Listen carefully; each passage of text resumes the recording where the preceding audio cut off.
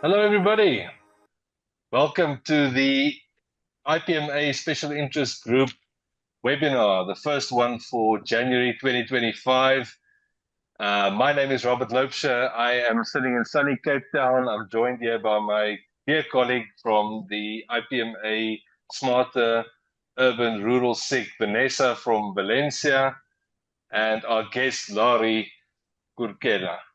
And I'm just going to go quickly over what is the IPMA Special Interest Group, and then we're going to hear from Laurie. So let me just share my screen there. Okay, IPMA Special Interest Group.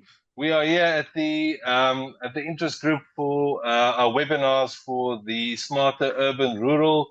We're going to be about 60 minutes today, so we've got about 40 minutes worth of talking. Then we're going to have some Q&A at the end.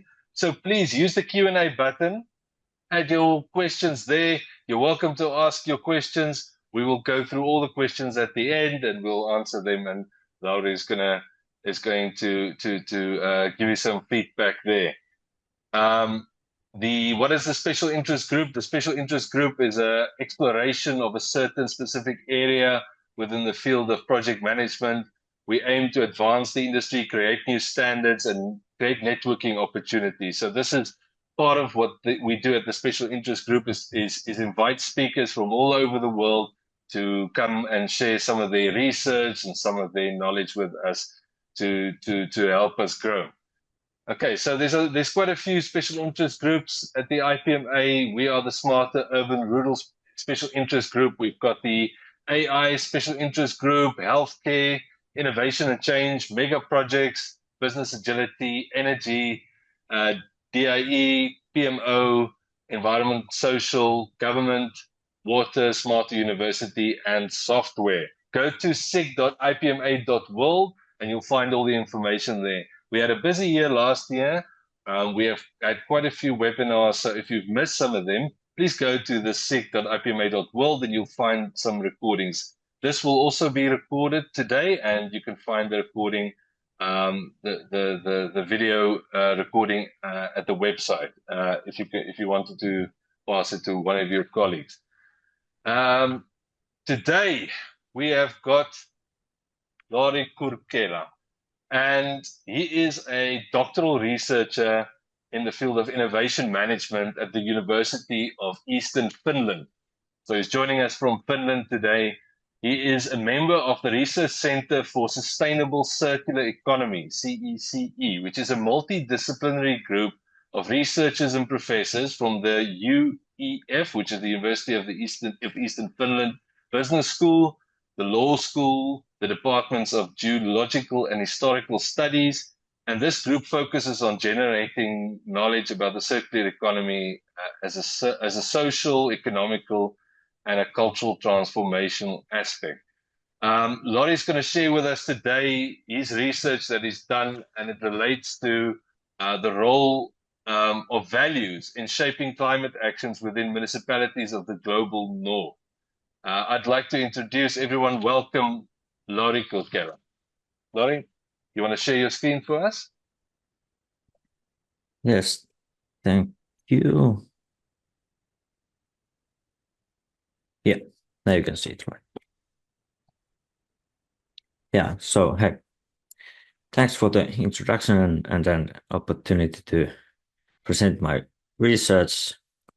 Yeah, my name is Lauri Kurkela, and I'm studying at the University of Eastern Finland and specifically in the Sustainable Innovation Lab.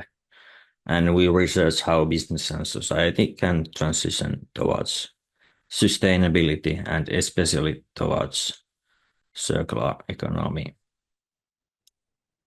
Where are we? In the middle of nowhere. Our campuses are located in the Kuopio and Joensuu, but I'm currently in the central Finland, in the city of Jyväskylä.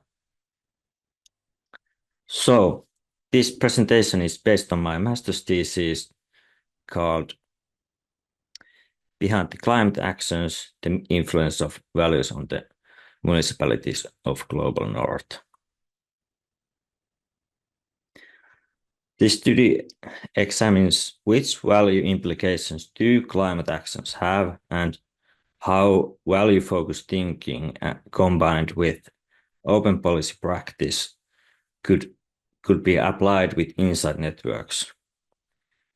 This study was done together with software as a service startup called Causal. They provided the visual tool, which is also based on the open policy practice. But more about that later in the presentation. The reason why we need better decision making is that we really don't have time to repeat the harmful decisions anymore, as humanity's past mistake weighed heavy. The sustainability transitions are multi-actor processes where the values of various stakeholders must be considered, as they may not agree on how the transition to sustainable society should be carried out. Therefore, the need of understanding which values are preferred is crucial. And why municipal context to be specific?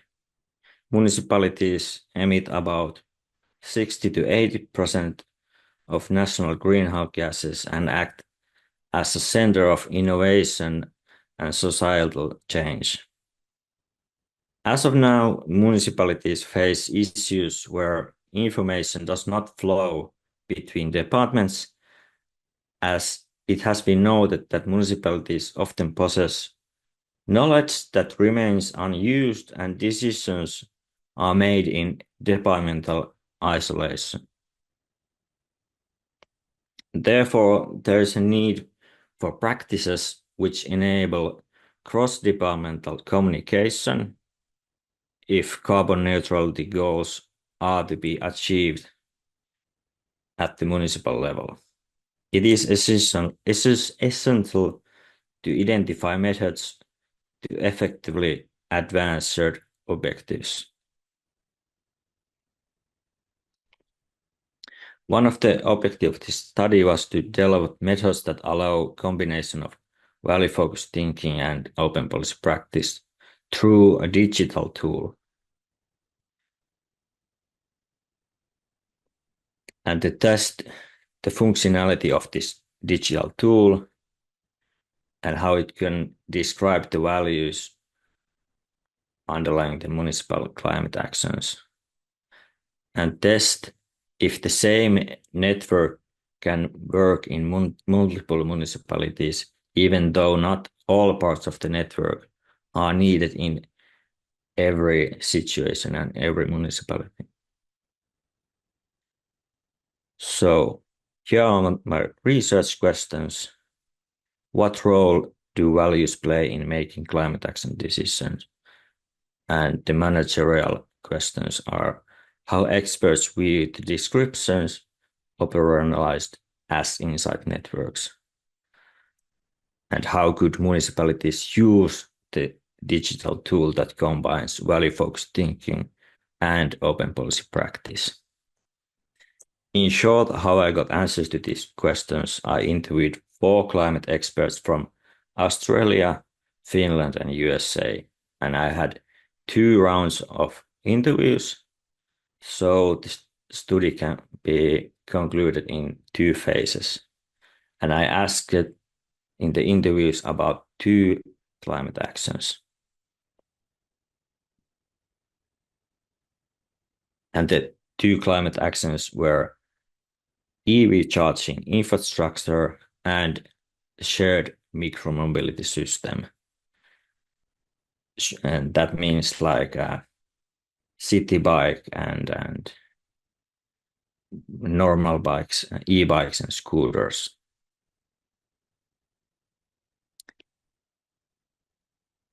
So how I aim to reach these objectives? First, I defined the values with Schwartz's refined basic value theory, which identifies 19 different values. And values are tightly related to personal integrity and identity and guide individuals' perceptions, judgment, and behavior. Values guide decision making, and values reflect some ideal outcome that decisions push towards. And values are intertwined and can be compared to color spectrum. In the middle of the red, it is easy to identify the color, but towards the edges, it becomes more difficult. Maybe some graphic designer can tell exactly what the color code here is, but for ordinary person like me, this example works well. And climate actions often have value implications. In the literature about climate actions related values, the values have 4 different categories: altruistic, biospheric, egoistic, and hedonistic. And what do these mean? For example, a person who values egoistic values will choose the cheapest energy alternative, no matter how clean or polluting it is, because it will bring personal monetary benefits. And hedonistic values can be fulfilled, for example, with better insulation in one's house, as temperature is more comfortable. So it is not fair to say that one value represents harm automatically, as you might think that only biospheric or the altruistic values would be like so-called good values. You might ask, okay, how does these values relate to decision making then? Often in decision making, we consider what options are available, known as alternative focused thinking. However, it is not necessary to wait for decision making situation. Through values, one can create decision making situation by considering which actions fulfill those values. Research has shown that this approach leads to higher quality of options, though fewer ideas. But it is not an issue as it filters out the worst ideas. And Keeney, who developed this model, did consider value-focused thinking in the context of climate change in the early publication. Although there is little application in the municipalities, it has been applied in the sustainable business, resulting in higher quality ideas and the ability to scientifically justify the impacts.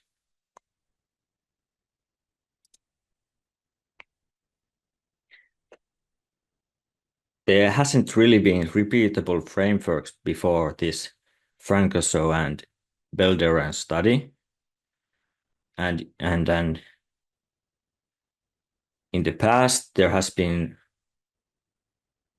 3 to 10 steps in the studies, but this suggested framework has 4 steps, although you have to think about the values in every step.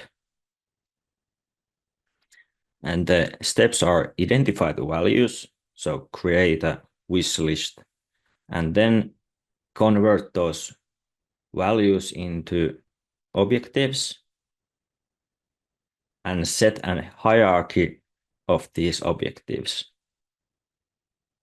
And then build means to ends objective network. In this study, I did not focus on the 3rd step, as it was critical just to have all the objectives in the network. And the means ends network could look like this, where you can see what needs to be done. So the ultimate objective here is achieved. As you can see and probably know, there can be multiple steps before objective is fully reached. This visualization helps other participants understand what and why things are done the way they are being done.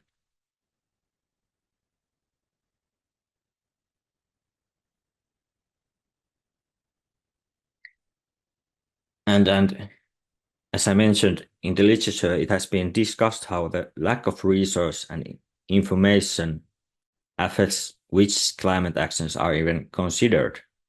In some cases, municipalities just copy what other municipalities do before without assessing if it actually works in their context. Often decisions about climate actions are made in departmental isolation, even though much more available information could be used, leading to a lack of horizontal communication. And additionally, not all departments within the municipal organizations are aware of co-benefits. And what are these co-benefits? There's no precise definition, but usually it means that there's at least two benefits when you are doing certain action. And climate benefits are rarely the main focus of the action. Instead, if an action provides other benefits, it tends to be prioritized. For example, municipalities surrounding the Sahara Desert prefer actions that promote tourism. And I have made similar observation in this study too. And of course, this co-benefit thinking is not without an issue, as we have in our society structural issues, as noted by philosopher Tea Kortemäki, that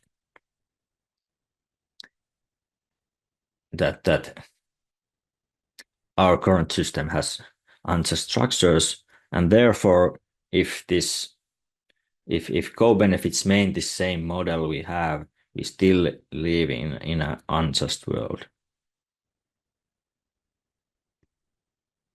So here's the framework based on the previous theory and studies, of course. With this, I can define the values that present themselves in the interview data. And that data is then used in the Insight Network tool.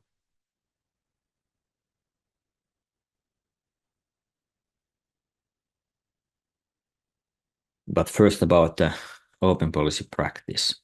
Open policy practice is based on these 5 principles, and they are met if the purpose is to create shared understanding. So, in short, collaboration, openness, causality, criticism, and intentionality. So, and this open policy practice was created by the Finnish National Health Institute to assess health impacts, and now it's used in the municipal context, municipal and climate context. And I mentioned the shared understanding.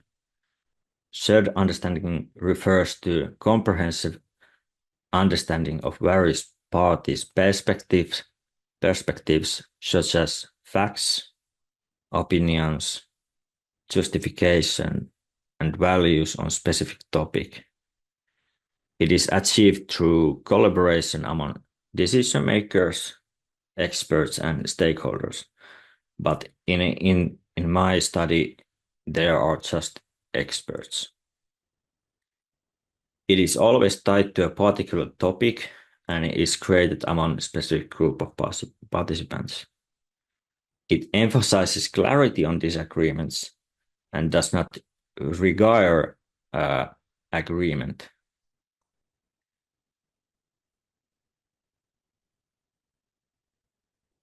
And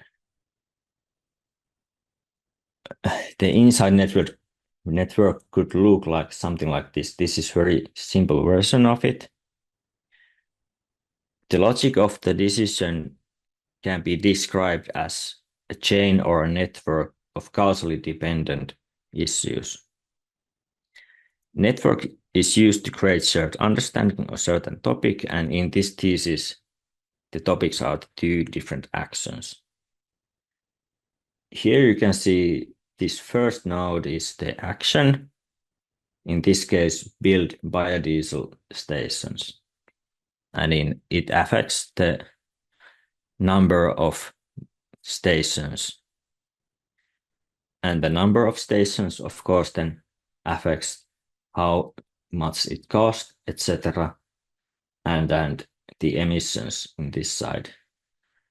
And here we have the economic outcome and how much it affects the emissions, and then total utility.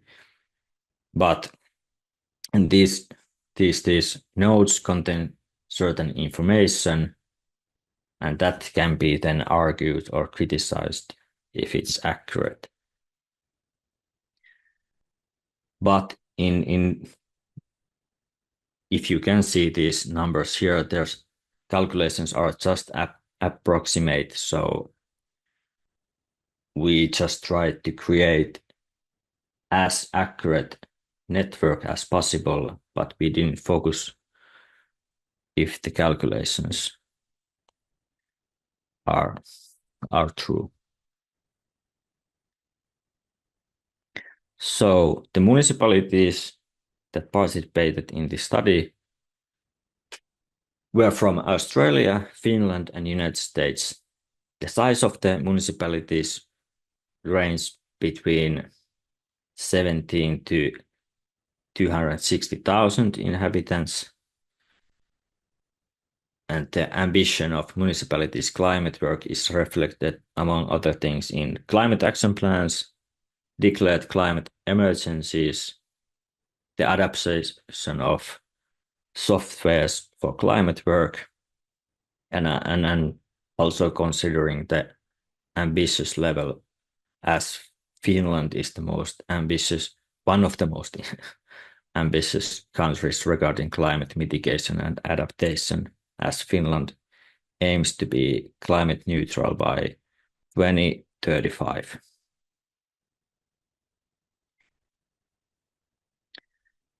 So I had 2 rounds of interviews. I interviewed climate experts from each of these 4 municipalities. As an interview method, I used semi-structured interviews to allow flexible discussion and ask more about arising topics. The analysis method I used was implicit analysis, value analysis, so I can observe the values systematically in the first round. And the results of the first round interviews are presented through inside networks. The second round of interviews is used to validate the results from the first round and to address the managerial questions. And analysis method for the second round was deductive content analysis. So here you can see the inside network for action called shared micromobility system. And as a reminder, the micromobility means bikes, e-bikes, and scooters.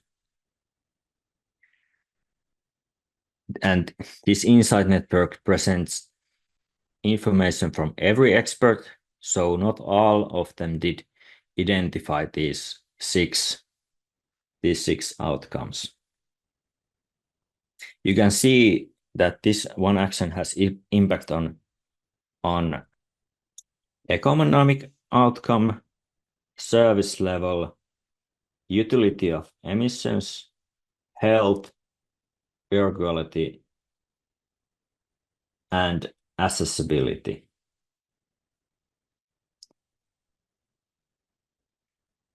For example, it was thought by the experts that if people use more of these micromobility systems, that car-driven trips inside the city are reduced, and therefore, for example, air quality improves. And of course, if air quality itself can be a value, but better air quality also improves the health and fulfills the value of health. And service level and accessibility can mean that people now have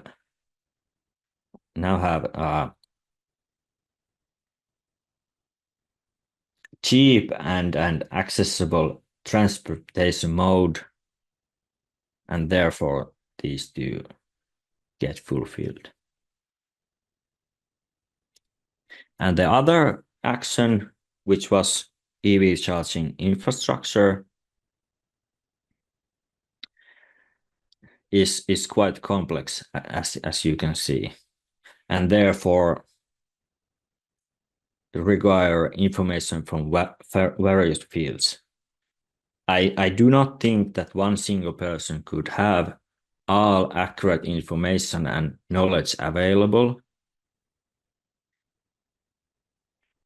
because what was thought that EV charging infrastructure impacts is the profit of energy company, a municipal energy company.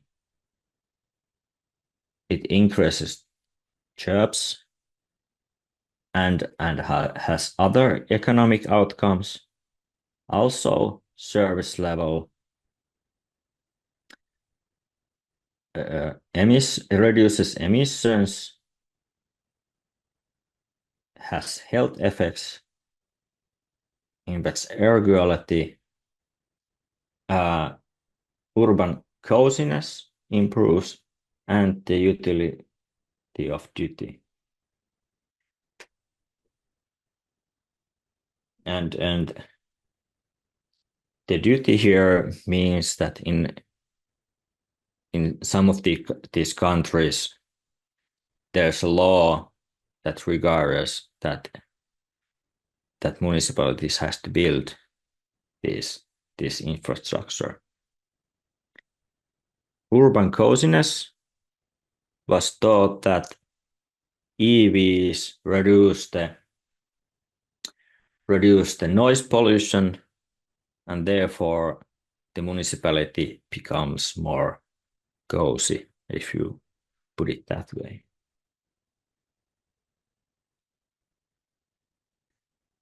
Yeah. And like I said about in the theory section,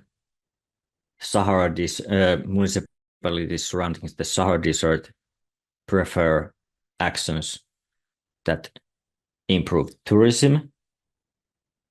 And a similar thing here was that the charging stations increase the number of tourists that come there in their municipality and then spend money on the local businesses, and which affects then the local economy.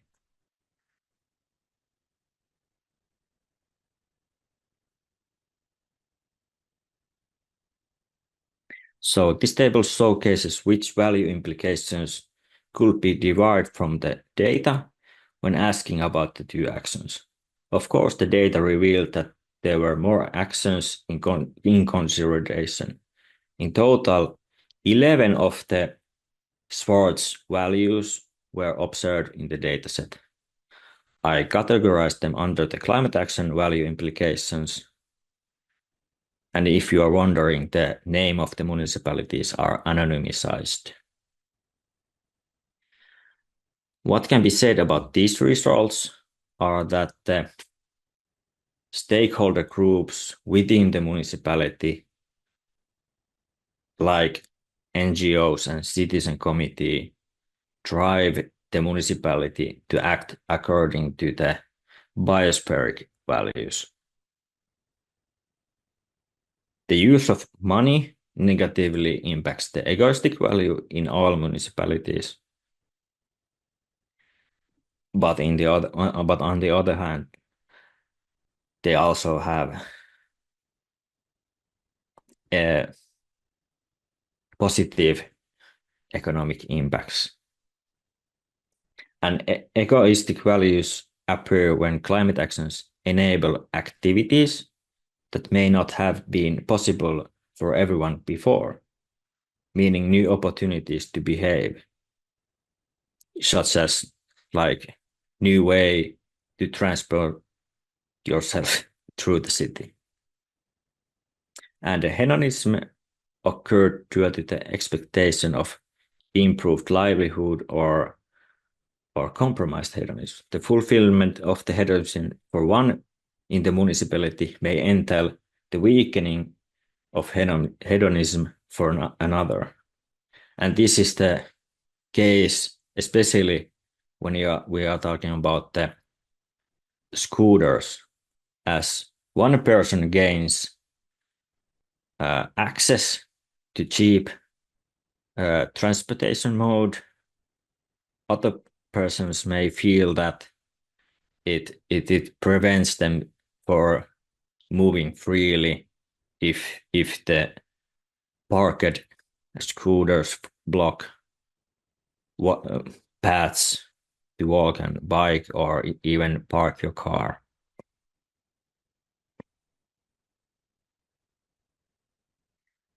And what did the experts thought about the inside networks?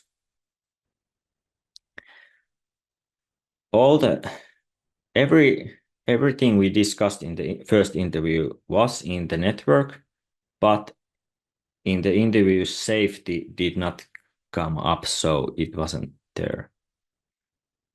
But otherwise, they were accurate, and no one questioned the outcomes. And what they thought was that networks could enhance the interdepartmental discussions when everyone could participate in creating the shared understanding.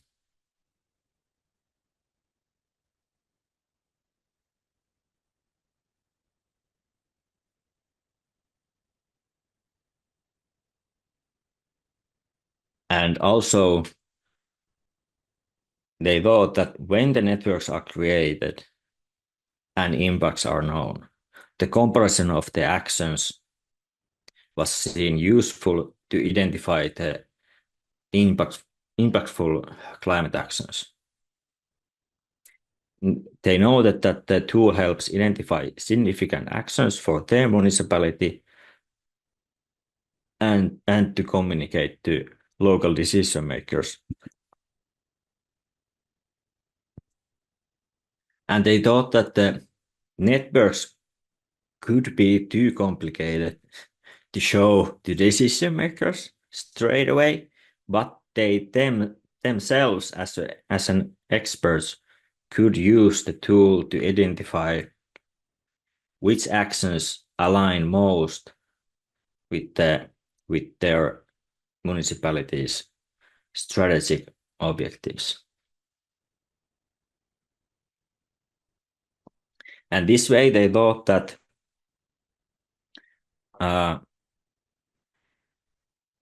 they could allow allocation of resources towards the most significant actions and enable implementation of policies based on scientific evidence, like in the value focused literature had showcased. And this aligns with the value focused methodology for consistent climate action decision making. And since I had international data, this is applicable to municipalities of various sizes in the global north.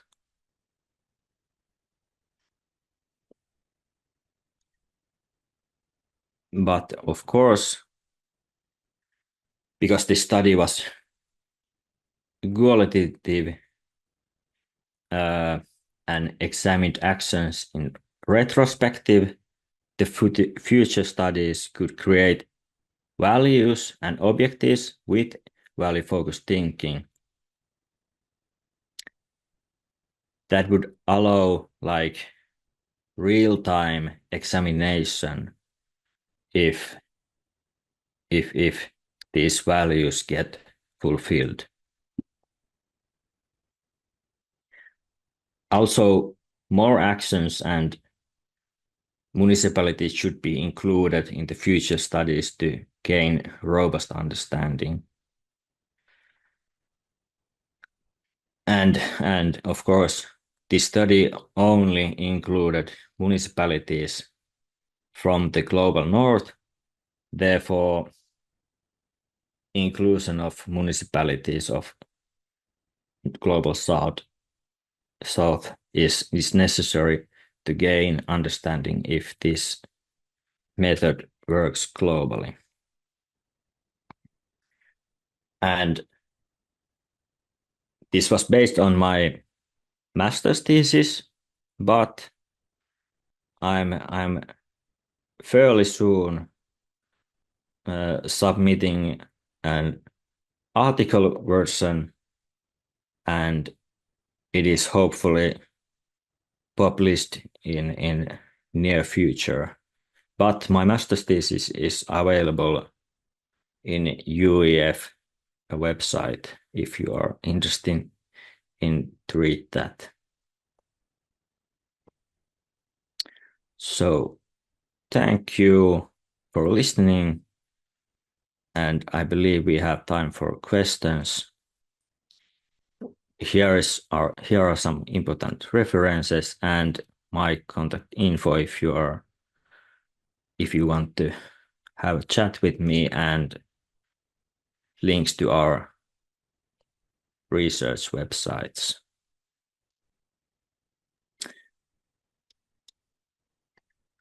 Yeah, but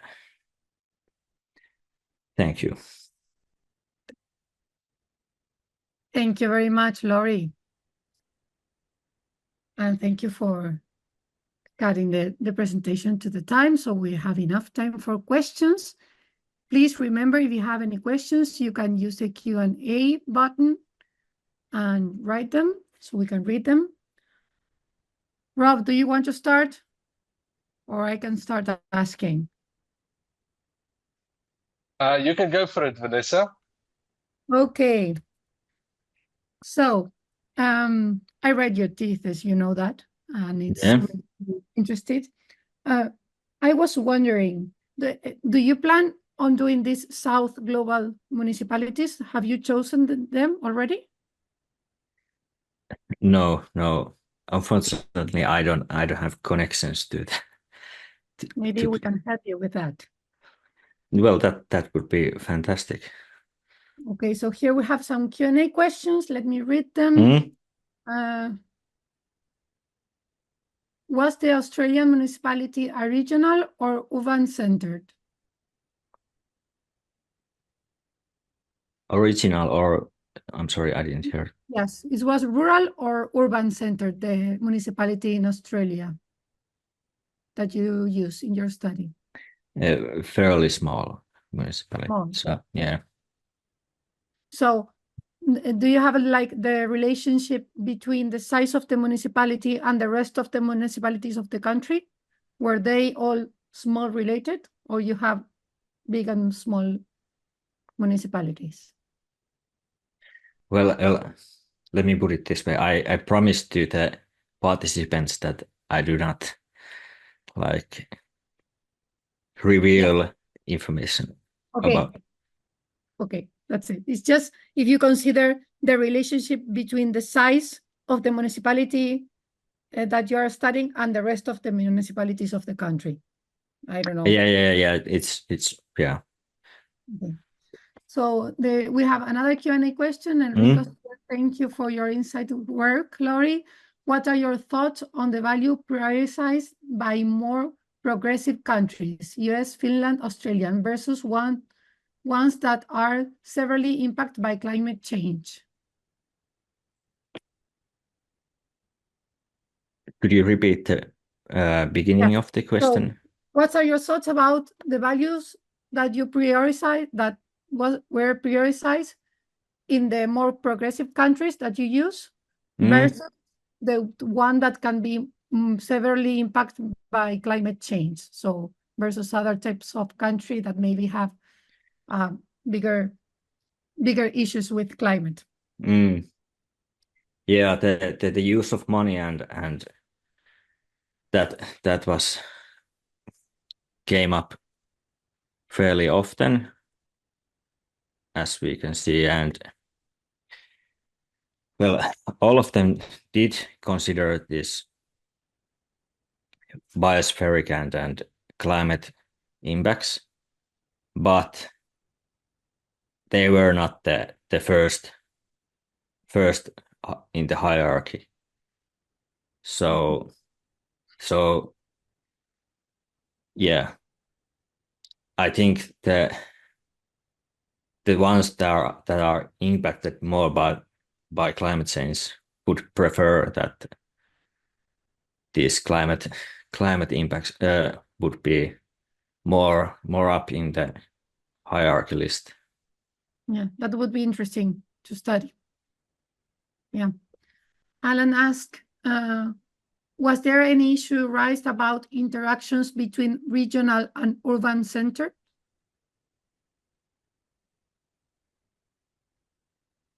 I think that Alan refers regional like more rural, maybe?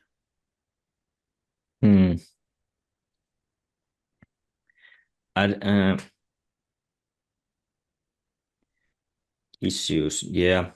Well, the more rural municipalities did think that for example, this a micromobility system is not. Yeah. They do not have to do that because, well, in one case, they are consisted of like multiple small towns, so it would be too costly to implement this action.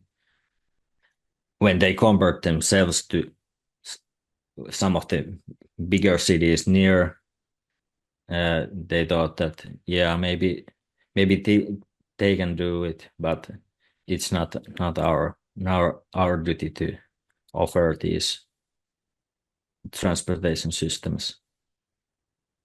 Okay. Other question. Megan asks, did the municipalities show interest in seeing the actions network on other municipalities as well as using it for internal planning? Yeah. This was actually interesting because I thought that they would be interested in to see what other experts from other municipalities have thought, but they were very careful, like to take into account what the other experts were saying. because somehow they thought that their context is so special that they cannot use the information from other municipalities. But I have thought, since doing this study, I have talked to municipal climate experts, and then there has been when I have presented this study, they thought that, well, we of course want a bank of climate actions because we don't have time to look what kind of actions could be available. But Okay, yeah, sorry. So they will have interesting in seeing further that how you include experts. How do I define experts? Yeah. Well, if the job title was sustainable coordinator or climate coordinator or climate policy officer within the municipality, so that was my reasoning for expert. Okay. And you don't have any issues finding a responsible of area in the municipalities you study, I understand. Yeah. Okay. Well, one more question. Well, two. Here is one more. Annalise. In your interviews, did more rural municipalities communicate and ideas, policy, or infrastructure that are specific to their situation so they can have their goals aligned with cities and national goals? Or did you personally find solutions?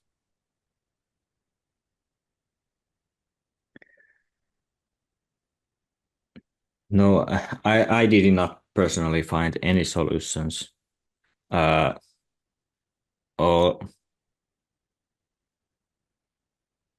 the solution was the climate action, but the expert weren't sure that if the EV charging or micromobility fulfills the strategic goals that they have.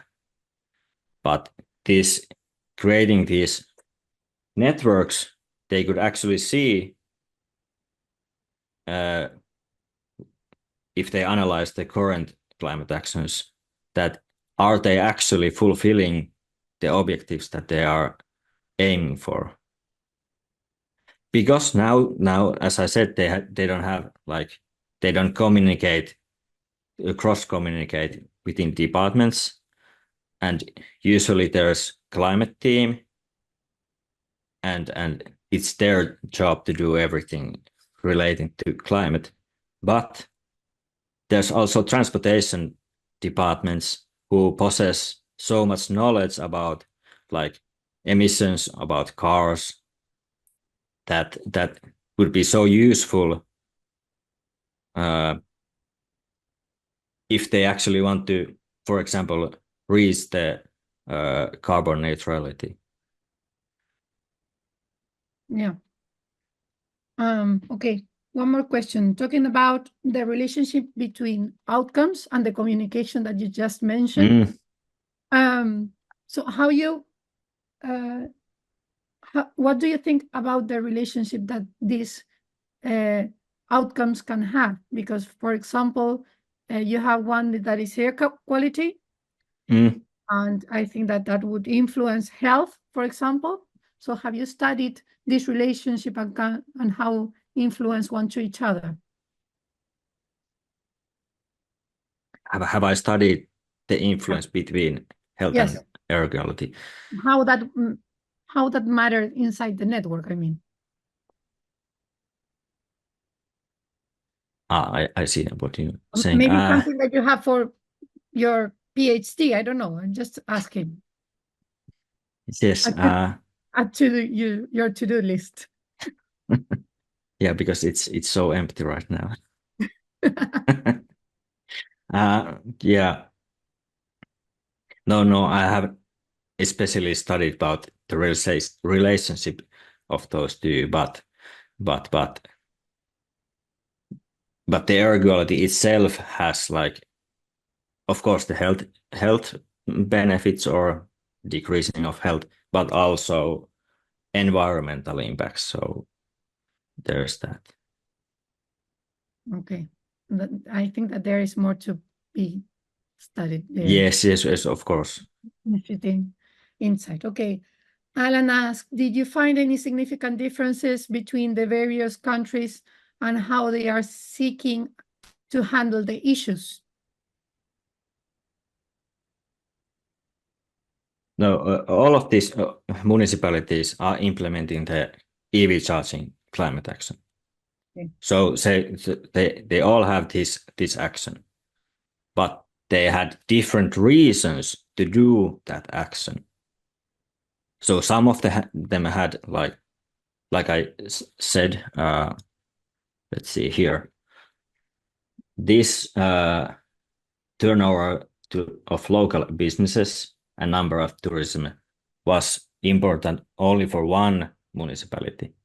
The others were like, okay, this can happen, but it's not like up in the hierarchy that this is the reason why we implement EV charging infrastructure. And even if in the national law they had that they have to build charging stations, it still didn't put the action in high in the hierarchy, because they thought that we have limited resources and we have to select what we are doing.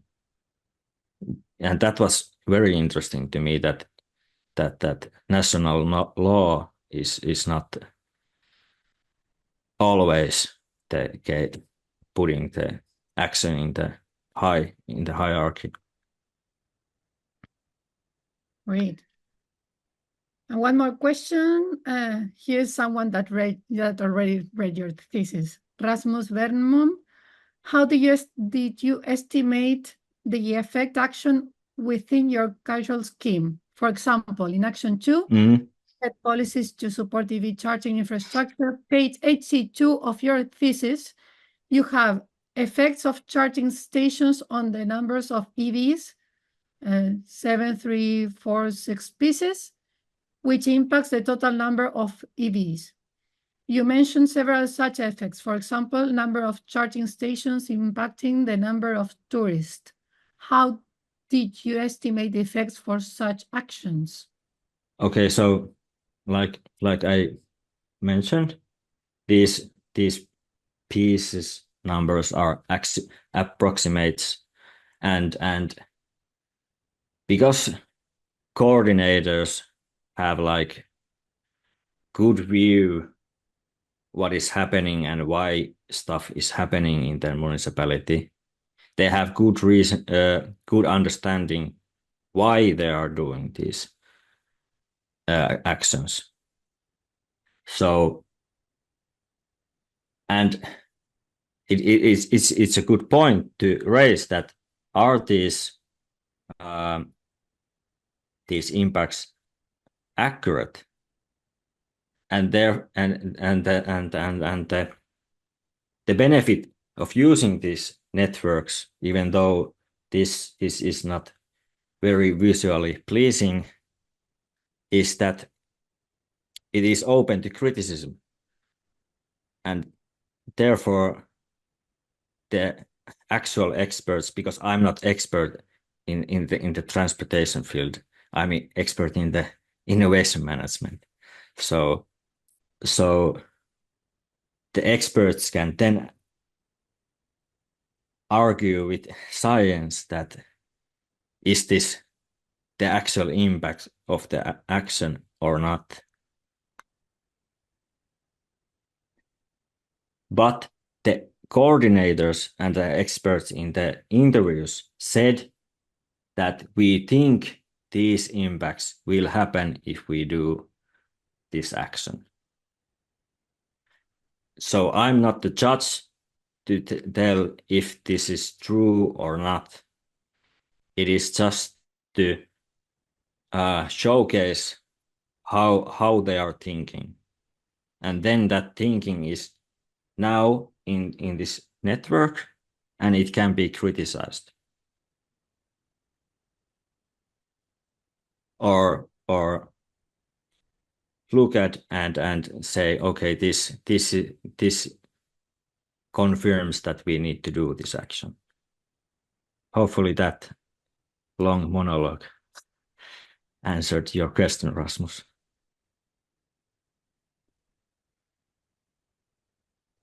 Thank Very you. good question he's asking. Okay. Any more questions over there?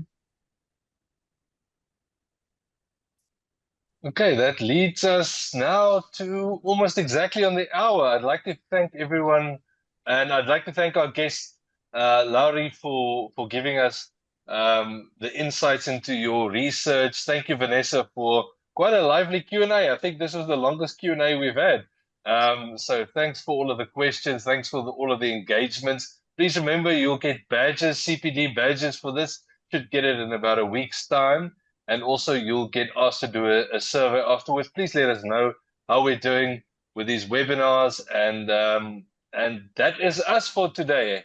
I hope everyone has a nice day, and good afternoon, good morning, good evening to everyone.